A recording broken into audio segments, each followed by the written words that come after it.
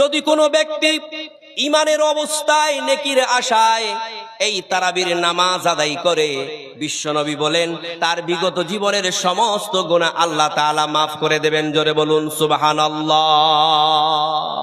তার মানে আমরা বুঝতে পারলাম, যদি আমরা রমজান মাসে এই তারাবির নামাজটাকে পুঙ্খানুপুঙ্খরূপে আদায় করি, এই তারাবির নামাজের ফজিলত হলো যে এই তারাবির নামাজের বিনিময়ে আল্লাহ তাআলা আমাদের বিগত জীবনের সমস্ত পাপ মাফ করে দেবে। কটা হলো? তিনটা হলো না? একটা সাহারি, একটা ইফতার, আর একটা হলো তারাবির নামাজ। চলুন চতুর্থ নম্বরটা বলি। চতুর্থ নম্বরটা হচ্ছে লাইলাতুল কদর। লাইলাতুল কদর, লাইলাতুল কদর কত বড় মারাত্মক স্পেশালিটি ইবাদত যে এই লাইলাতুল কদরের ব্যাপারে আল্লাহ তাআলা স্বয়ং বলেছেন, লাইলাতুল কদরি খায়রুম মিন আলফি শাহর। লাইলাতুল কদরের এক রাতের ইবাদত হচ্ছে অন্য দিনের মানে অন্য রাতের 1000 মাসের ইবাদতের চেয়ে উত্তম। জোরে বলুন সুবহানাল্লাহ। চিন্তা করতে পারেন। এই বিষয় বিশ্বনবী বলেন, মান কামা লাইলাতুল কদরি ঈমানান ওয়া ইহতিসাবান গুফিরা লাহু মা তাকদ্দামা মিন জামবিহি।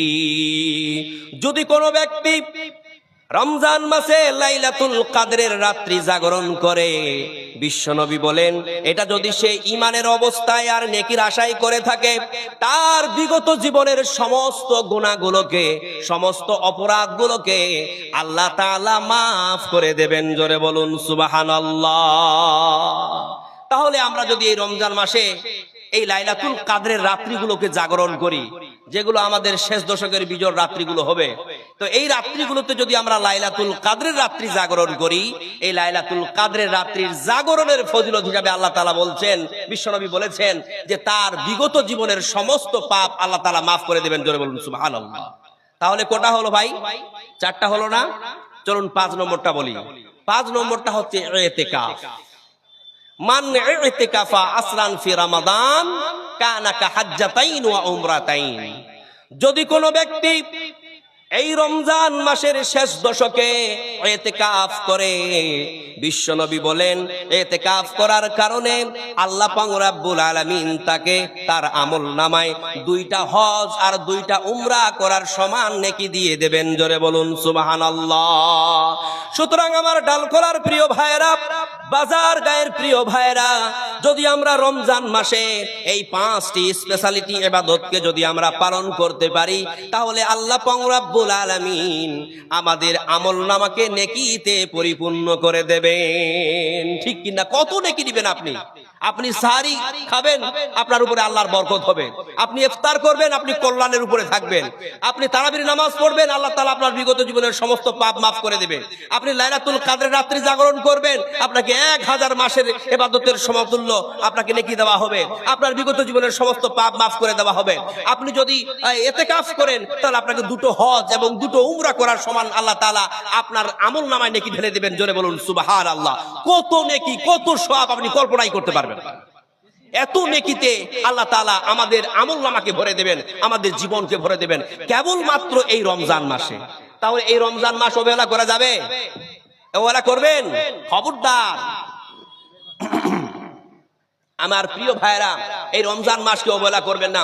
মনে করবেন আমার প্রিয় বাবজিরা, আমার তরুণ যুবক ভাইরা, এই রমজান মাস হচ্ছে আমাদের পাপগুলোকে, আমাদের অপরাধগুলোকে, আমাদের গুনাহগুলোকে মাফ করিয়ে নেওয়ার মাস, তাই না? তাহলে বিশ্বনবী একটা হাদিসে বলেছেন, যে ব্যক্তি রমজান মাস পেল, যে ব্যক্তি এই রমজান মাস পেল আর তার অপরাধগুলোকে, তার পাপগুলোকে সে মোচন করে নিতে পারলো না, ওর মতো হতভাগা আর পৃথিবীতে কেউ নেই। চিন্তা করতে পারেন। এই রমজান মাস আমাদের সামনে আসছে, এই রমজান মাসটাকে আমরা এমন ভাবে গ্রহণ করবো, এমন ভাবে ক্যাচ করব, যাতে করে এই রমজান মাসে আমরা আমাদের বিগত জীবনের সমস্ত পাপ মাফ করে দিতে পারি। এই যে আমার বাজারগাঁও ডালখোলার প্রিয় ভাইয়েরা, বাবজিরা, পাপ নাই পৃথিবীতে এমন কেউ আছে? হ্যাঁ, আপনারা বুকে হাত দিয়ে বলতে পারবেন যে আমি কোনোদিন পাপ করি নাই? বলতে পারবেন? হ্যাঁ, না, এ কথা বলার পৃথিবীর কোনো মানুষের ক্ষমতা নাই। আছে? নাই। কেননা বিশ্বনবী সুস্পষ্ট একটা হাদিসের মধ্যে বলছেন, কুল্লু বানি আদামা খাত্তাউন, প্রত্যেকটি আদম সন্তান খাতাকার। পৃথিবীর প্রত্যেকটা মানুষ হচ্ছে পাপী।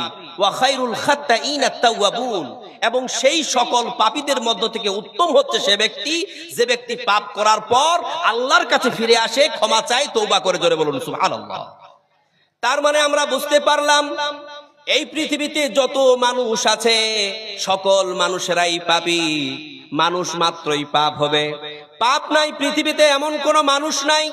কিন্তু ওই সকল পাপীদের মধ্য থেকে উত্তম হলো সে ব্যক্তি যে ব্যক্তি পাপ করার পর আল্লাহর কাছে ফিরে আসে, তওবা করে, ক্ষমা চায়। জোরে বলুন সুবহানাল্লাহ।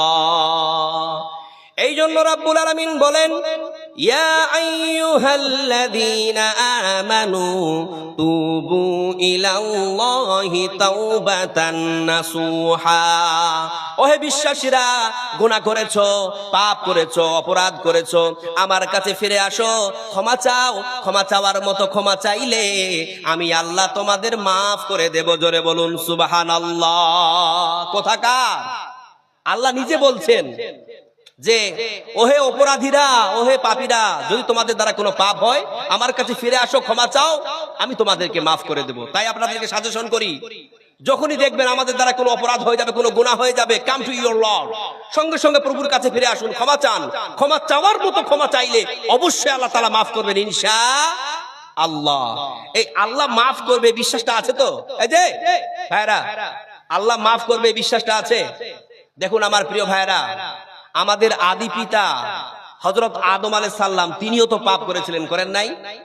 পৃথিবীতে শত শত বছর কান্নাকাটি করার পর আল্লাহ তাআলা আদমকে ডেকে বললেন, আদম, আমি তোমাকে কিছু বাক্য শিখিয়ে দিচ্ছি, কিছু কালেমা শিখিয়ে দিচ্ছি, এই কালেমাগুলি দিয়ে তুমি আমার কাছে ক্ষমা চাও, আমি আল্লাহ তোমাকে মাফ করে দেব। জোরে বলুন সুবহানাল্লাহ।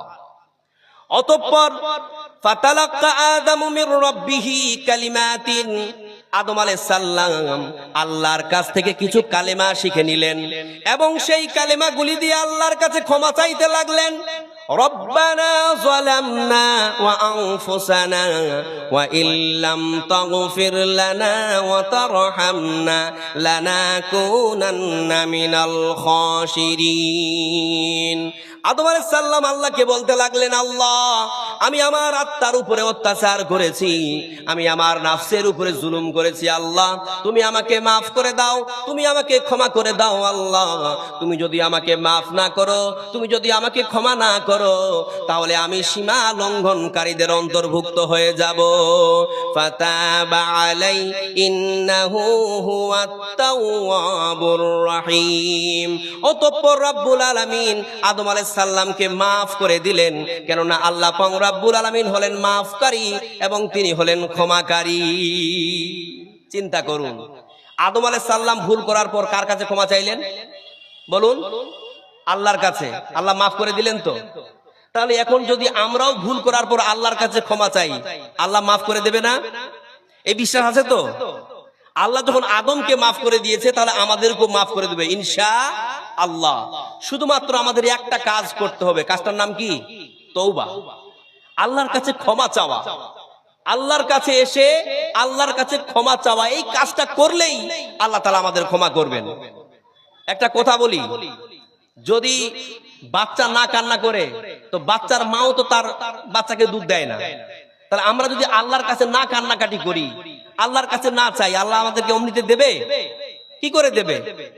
আমরা যখন আল্লাহকে বলবো যে আল্লাহ আমি অমুক অপরাধটা করে দিয়েছি, আল্লাহ আমি অমুক পাপটা করেছি, আল্লাহ আমার দ্বারা অমুক গুনাহটা হয়ে গেছে, তুমি আমাকে মাফ করে দাও, আমি সিলিন্ডার হচ্ছি, আমি গুনাহগার, আমি পাপী, আল্লাহ তুমি আমাকে মাফ করে দাও, তখনই তো আল্লাহ আমাদের মাফ করবে। তাহলে এই যে আসন্ন রমজান, আমাদের কাছে রমজান মাস আসছে, এই রমজান মাসে আমরা বেশি বেশি করে আল্লাহর কাছে কি করব? কান্নাকাটি করে আল্লাহর কাছে ক্ষমা চাইবো, যাতে করে আল্লাহ তাআলা আমাদের বিগত জীবনের সমস্ত পাপ মাফ করে দেয়। ঠিক তাই কিনা? আমরা কত পাপ করেছি, এই যে আমার বাজার গাঁও ডালখোলার প্রিয় ভাইয়েরা, আমরা কত পাপ করেছি, কোনো হিসাব আছে? হ্যাঁ, আমাদের পাপের ব্যাপারে পৃথিবীর কেউ না জানলেও জানে কে? বলুন, আল্লাহ তাআলা। পৃথিবী না জানুক আমি তো জানি, আমি কি পাপ করেছি, হায় আমার পাপের করলে বিচার, বাঁচার আমার নাই উপায়, দয়াময় প্রভু মাফ করো আমায়, মাফ করো।